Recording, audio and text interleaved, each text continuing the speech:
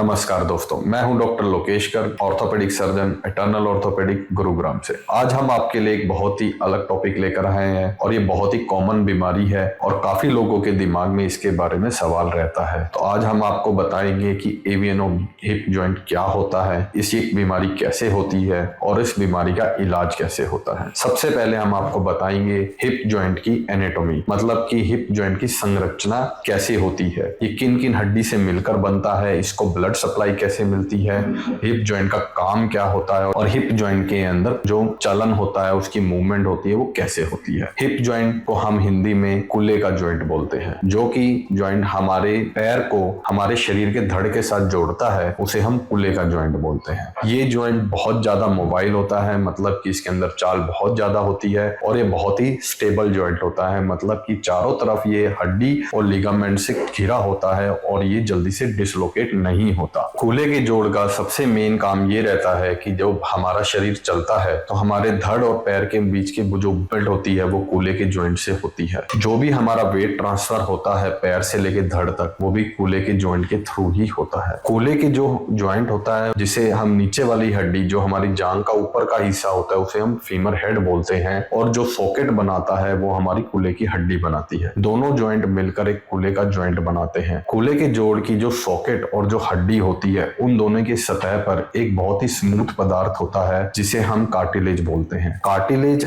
हमारे हर जॉइंट के अंदर होता है, बहुत ही चिकना होता है, बहुत ही स्मूथ होता है और इसकी अंदर शेप बिल्कुल एक दूसरे के साथ मैच करती है, ताकि जो जॉइंट होता है वो बिल्कुल चलता रहे, उन दोनों के बीच में कोई घिसावट ना हो, यानी कोई फ्रिक्शन ना हो, और जो फोर्सेस होती हैं, जो भी शक्तियां होती है, वो कम से कम हमें यूज करनी पड़े। जॉइंट के अंदर फ्लूइड अपने आप बनता रहता है, जिसे हम जॉइंट फ्लूइड कहते हैं, जो कि एक तरह से लुब्रिकेंट की तरह काम करता है, और ताकि हमारी जो चलन होती है जॉइंट की, वो बहुत ही ज्यादा स्मूथ रहे। जो हमारी जांघ की हड्डी का ऊपर का हिस्सा फीमर हेड होता है, उसे जिंदा रहने के लिए ब्लड सप्लाई चाहिए होती है। वो ब्लड सप्लाई उसे हमारी जांघ की कोशिकाओं से मिलती है। इस ब्लड सप्लाई की वजह से अगर कोई भी रुकावट होती है तो वो जो फीमर हेड की जो हड्डी होती है वो गल जाती है और वो खराब हो जाती है, जिसे हम अपनी टेक्निकल वर्ड में बोलते हैं एवेस्कुलर नेक्रोसिस, मतलब कि बीटा वेसल्स की वजह से उस हड्डी का मर जाना। तो जब ये हड्डी मर जाती है तो इस हड्डी की शेप चेंज हो जाती है, जिस वजह से हमारी जॉइंट के अंदर आर्थराइटिस हो जाता है। तो आज हम बात करेंगे इसी एवीएन के बारे में, मतलब एवेस्कुलर नेक्रोसिस ऑफ हिप के बारे में। तो अब हम आपको बताएंगे कि एवीएन ऑफ हिप होता क्या है। एवीएन ऑफ हिप में जब भी ब्लड सप्लाई जो कि फीमर हेड या कि थाई बोन के ऊपर वाले हिस्से की किसी भी कारण की वजह से अगर कट जाए या कम हो जाए, तो वो बोन का हिस्सा डेड होने लगता है, धीरे धीरे खराब होने लगता है, वो वजन नहीं झेल पाता। वजन ना झेलने की वजह से और उसके अंदर की ताकत खत्म हो जाने की वजह से जो बॉल होती है, उस बॉल की शेप चेंज हो जाती है। शेप चेंज होने की वजह से जो जॉइंट के अंदर जो स्मूथनेस होती है वो खत्म हो जाती है, और धीरे धीरे स्मूथनेस खत्म होने से जो जॉइंट के अंदर जो फ्रिक्शन होता है वो बढ़ जाता है, और फ्रिक्शन बढ़ने से धीरे धीरे आर्थराइटिस वाले चेंजेस आने लगते हैं, जिससे हम कहते हैं secondary osteoarthritis due to AVN of hip. तो अब हम आपको बताएंगे कि ये ब्लड सप्लाई कम होने के कारण और ये क्यों कम होता है और किन किन वजह से कम हो सकता है।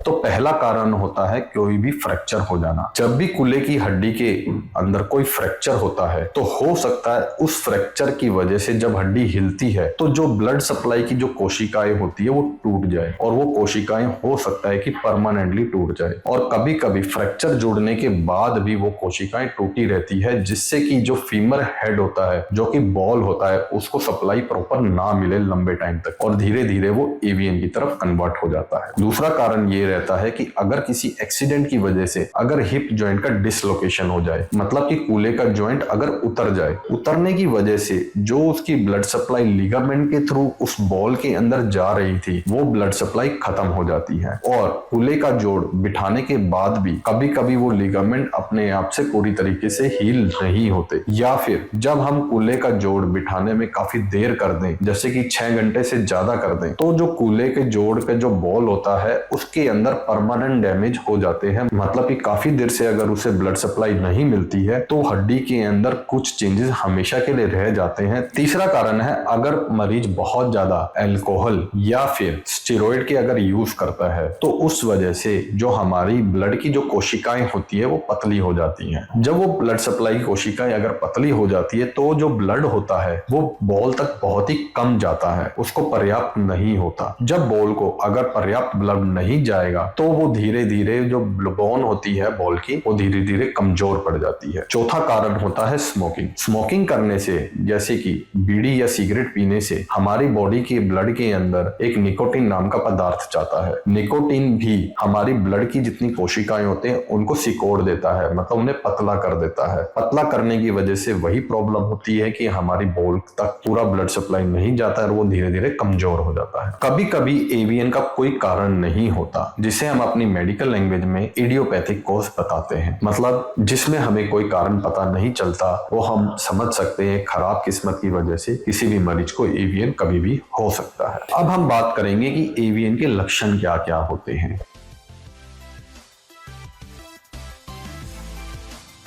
एवीएन एक प्रोग्रेसिव डिजीज है, मतलब कि ये एवीएन की जो बीमारी होती है धीरे धीरे एक स्टेज से लेकर दूसरी स्टेज पर, फिर तीसरी स्टेज पर और चौथी स्टेज तक बढ़ती रहती है। तो जो इसके लक्षण होते हैं वो अलग अलग स्टेज के हिसाब से रहते हैं। स्टेज 1 में जो शुरुआती लक्षण होते हैं, पेन ही एक सबसे इंपॉर्टेंट लक्षण रहता है। ज्यादातर केसेस में मरीज को जो पेन होता है वो कूल्हे के ज्वाइंट के आसपास होता है। वो पेन ज्यादातर ज्वाइंट के आगे की तरफ होता है, मतलब कि वो थाई के आगे की तरफ होगा, और ये पेन कभी कभी घुटने तक भी जाता है, क्योंकि ज्यादातर केसेस में जो हमारी जो नर्व होती है, जो मतलब कोशिका होती है हिप जॉइंट की और नी जॉइंट की, वो सेम होती है। तो कभी कभी जो हमारे कूल्हे की जॉइंट का जो दर्द होता है वो हमारा दिमाग को लगता है कि ये दर्द शायद नी से आ रहा है। तो जिस भी मरीज को जब भी घुटने में दर्द हो तो उस मरीज को हमेशा अपना कूल्हे के जोड़ का चेकअप भी कराना चाहिए। जैसे जैसे ये स्टेज बढ़ती रहती है तो ये दर्द की जो इंटेंसिटी होती है, तो जो दर्द का प्रभाव होता है वो बढ़ता जाता है। शुरुआती में ये पेन चलते हुए होता है, धीरे धीरे ये पेन जब हम खाली बैठे होते हैं तब भी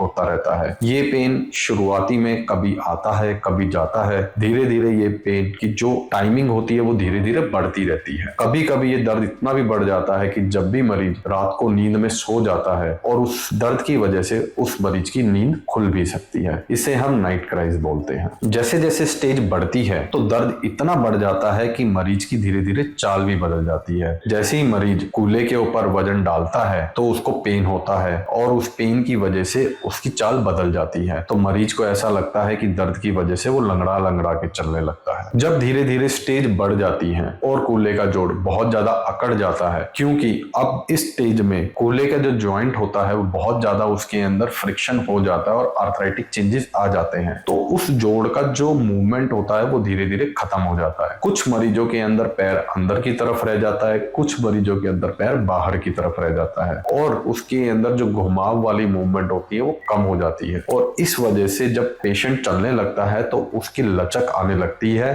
और पैर एक ही पोजीशन में स्टिफ होने से उसको लगता है कि पैर उसका छोटा हो गया है। जब मरीज के स्टेज 4 के अंदर हिप जॉइंट के अंदर जो उसके चेंजेस होते हैं, जो उसकी शेप बहुत ज्यादा खराब हो चुकी होती है और उसका जोड़ जाम हो चुका होता है, जमे हुए कूल्हे के जोड़ से चलने पर मरीज को सारा स्ट्रेस या सारा ताकत उसके स्पाइन के ऊपर जाती है। अगर लंबे समय तक मरीज उसका इलाज ना करवाए, जाम हुए कूल्हे के साथ ही चलता रहे, तो जो सारा स्ट्रेस जो रीढ़ की हड्डी पर जा रहा होता है तो रीढ़ की हड्डी भी आगे जाके फ्यूचर में काफी दर्द करने लगती है। और अगर मरीज फिर भी उसका इलाज ना कराए तो परमानेंट चेंजेस भी आ सकते हैं रीढ़ की हड्डी के अंदर। अब हम आपको बताएंगे कि इसके अंदर क्या क्या इन्वेस्टिगेशन करानी पड़ती है, मतलब हमें क्या क्या जांचें करवानी चाहिए।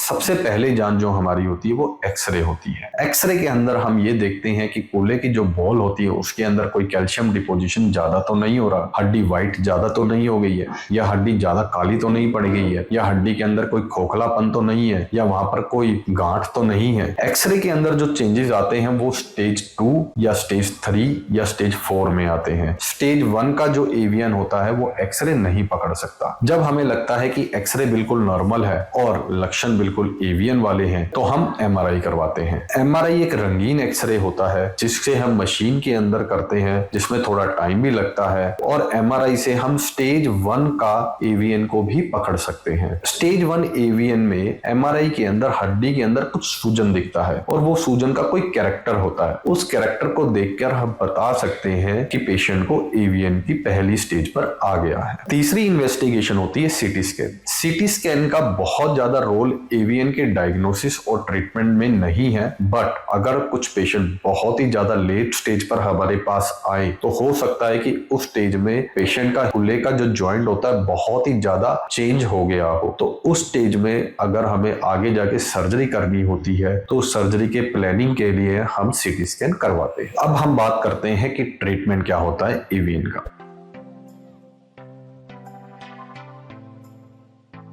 स्टेज 1 के अंदर मरीजों को हम दवाइयों से ठीक करने की कोशिश करते हैं, क्योंकि ये बहुत ही शुरुआती स्टेज होती है तो इसके अंदर कुछ मरीज दवाइयों से ठीक हो जाते हैं और मरीज को कुछ अपनी लाइफस्टाइल चेंजेस करने पड़ते हैं, कुछ फिजियोथेरेपी करनी पड़ती है, कुछ एक्सरसाइजेस करनी पड़ती है जिसे हम मरीज को खुद बताते हैं। जैसे कि दवाइयां जो यूज होती हैं, जैसे कि उसे हम बिस्फोस्फोनेट बोलते हैं अपने टेक्निकल वर्ड में, वो दवाइयां हड्डी को मजबूत करने के लिए होती है ताकि हड्डी हमेशा मजबूत रहे और उसकी शेप चेंज ना हो। फिर हमें कुछ ब्लड थिनर्स भी यूज करने पड़ सकते हैं ताकि अगर उसकी कोशिकाएं पतली हो गई हैं तो ब्लड थिनर की वजह से फिर भी हड्डी तक पहुंच सके तो हम इसलिए ब्लड थिनर भी स्टार्ट कर सकते हैं। स्टेज 2 में जब मरीज हमारे पास आते हैं तो हमें जो हड्डी के अंदर गांठ बन जाती है, जो सिस्ट बन जाती है, उस सिस्ट को रिलीज करना बहुत इंपॉर्टेंट होता है, क्योंकि उस सिस्ट के अंदर एक पानी भरा होता है जो कि काफी प्रेशर में होता है। वो प्रेशर आसपास की हड्डी के को और ज्यादा गलाता रहता है। तो इसलिए स्टेज 2 में हम कोर डीकम्प्रेशन नाम की सर्जरी करते हैं। जो बॉल के अंदर सिस्ट बने होते हैं उन सिस्ट को हम पतली पतली वायर से खोल देते हैं और उसके पानी को ड्रेन कर देते हैं। फिर हम फिबुला नाम की एक हड्डी होती है जो कि हमारे पैर की होती है, उस हड्डी को हम लेकर जो कि बॉल की जो बोन होती है उसके अंदर फिट कर देते हैं। ये हड्डी बॉल के अंदर डालने से मरीज की जो बॉल की हड्डी होती है थोड़ी मजबूत हो जाती है और उसको कोलैप्स नहीं होने देती। इस हड्डी को जो हम फिबुला की हड्डी को बॉल की हड्डी के अंदर जो डालते हैं इसे हम बोन ग्राफ्टिंग बोलते हैं। ये हड्डी दो तरीके से डाल सकते हैं, या तो हम बिना ब्लड सप्लाई के डालें या फिर हम ब्लड सप्लाई के साथ डालें। ये जो डिसीजन होता है ब्लड सप्लाई के साथ डालना है या बिना ब्लड सप्लाई के डालना है, ये डिसीजन हम स्टेज के हिसाब से करते हैं। अब इन दोनों में फर्क ये रहता है कि जब हम नीचे की हड्डी को उठाकर बॉल की हड्डी के अंदर डालते हैं और बिना ब्लड सप्लाई के डालते हैं तो ये हड्डी भी डेड रहती है। ये हड्डी सिर्फ एक तरह से अपना सपोर्ट का काम करती है जो कि बोन को स्ट्रक्चरल सपोर्ट देती है। बट जब हम इस हड्डी को ब्लड सप्लाई के साथ डालते हैं तो ये हड्डी जिंदा रहती है। कुछ थ्योरीज ये बोलती हैं जब वो जिंदा हड्डी हम उस बॉल के अंदर डालते हैं तो उस बॉल की ब्लड सप्लाई फिर से रीगेन हो सकती है, बट इस चीज की लिए कोई स्टडी ने अभी तक कोई कंफर्मेशन नहीं दिया है कि ऐसा हमेशा होता ही है। कुछ इंजेक्शन भी होते हैं जैसे कि स्टेम सेल के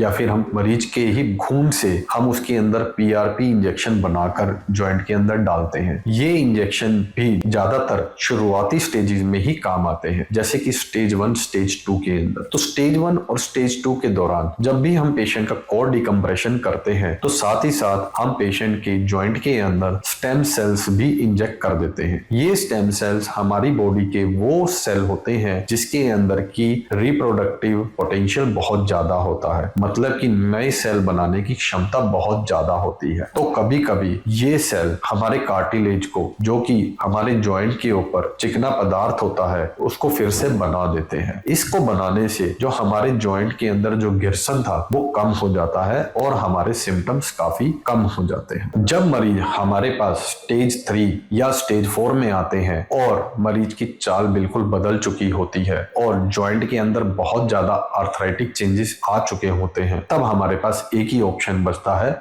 hip joint replacement. Hip joint replacement में हम बॉल की हड्डी को हटा देते हैं और जो सॉकेट होता है वहां पर हम एक कप डाल देते हैं। दोनों के बीच के अंदर एक प्लास्टिक का मटेरियल होता है जो कि बिल्कुल स्मूथ होता है और उससे पेशेंट की मूवमेंट पूरी आ जाती है। इस सर्जरी के दौरान जो भी पेशेंट का पैर छोटा हो गया होता है वो लेंथ भी हम रीगेन कर लेते हैं। ये ऑपरेशन होने के बाद मरीज की चाल लगभग नॉर्मल हो जाती है और उसके बाद मरीज का पूरा पेन खत्म हो जाता है। अब हम बात करेंगे कि एवियन से कैसे बच सकते हैं।